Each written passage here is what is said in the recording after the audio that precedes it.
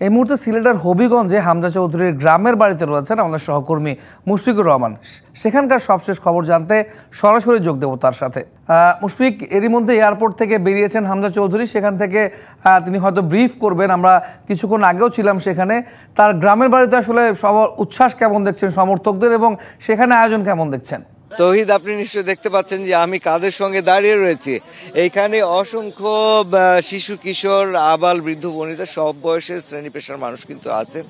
ঠিক আমার পেছনে হামজা চৌধুরীর বাড়িতে যাবার যে ছোট্ট রাস্তাটি, সেই রাস্তাটি দেখা যায়, এবং আপনি নিশ্চয়ই দেখতে পাচ্ছেন যে রাস্তাটি ব্যানার দিয়ে একটি তোরণ করে সাজানো হয়েছে।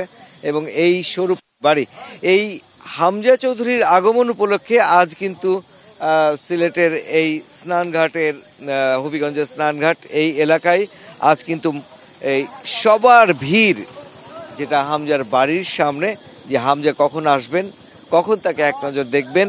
এলাকাবাসী, বিশেষ করে ছোট্ট শিশুরা যারা আছেন, তাদের মধ্যে কিন্তু সেই আগ্রহটা অনেক বেশি।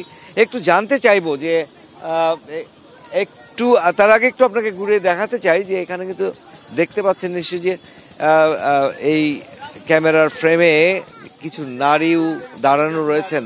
ঠিক দূর থেকে সবাই অত্যন্ত আগ্রহ ভরে কিন্তু তাকিয়ে রয়েছেন, অপেক্ষা করছেন কে কখন হামজা চৌধুরী আসবে, হামজাকে বহনকারী সেই গাড়িটি আসবে এবং তাদের ঘরের ছেলে ঘরে আসবে। একটু জানতে চাইবো একজনের কাছে যে আসলে আপনাদের এই ভিড়, এই অপেক্ষা কেন?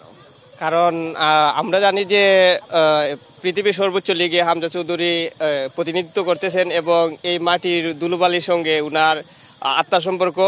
হামজা চৌধুরী কিন্তু অনেকবারই আমাদের মাটিতে এসেছেন, উনার শৈশব কৈশোর এই মাটিতেই কাটছে। তো উনি এবারের আশাটা কিন্তু ভিন্ন, কারণ বর্তমানে উনি জাতীয় দলের প্রতিনিধিত্ব করবেন। এবং গতকালকে হামজা চৌধুরীর বাবাও বলেছেন যে আমরা ইনশাল্লাহ 2030 সালে আমরা বিশ্বকাপ কোয়ালিফাই হব। এবং আমরা জানতে পারছি, আরেকজনের কাছে যেতে চাই।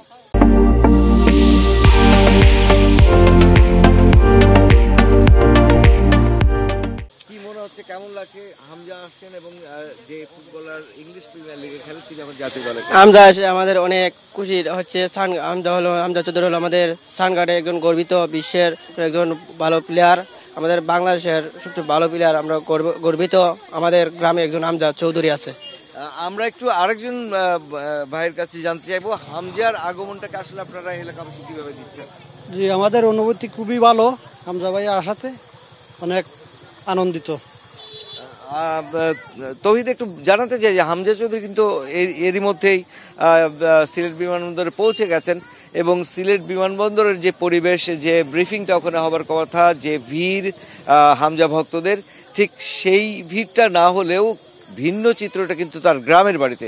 কারণ গ্রামের বাড়িতে, গ্রামের যে গ্রামীণ পরিবেশে এইখানকার স্থানীয় শিশু কিশোররা কিন্তু অপেক্ষা করছেন হামজা কখন ফিরবেন, হামজা কখন আসবেন। এবং সেই হামজা চৌধুরী কিন্তু বাংলাদেশ জাতীয় দলের হয়ে লাল সবুজের জার্সি পরে এইবারই প্রথম অংশ নেবেন, বাংলাদেশের হয়ে প্রতিনিধিত্ব করবেন। এবং এই আনন্দটাকে কিন্তু এইখানকার স্নানঘাটবাসী অত্যন্ত আবেগের সাথে নিচ্ছে।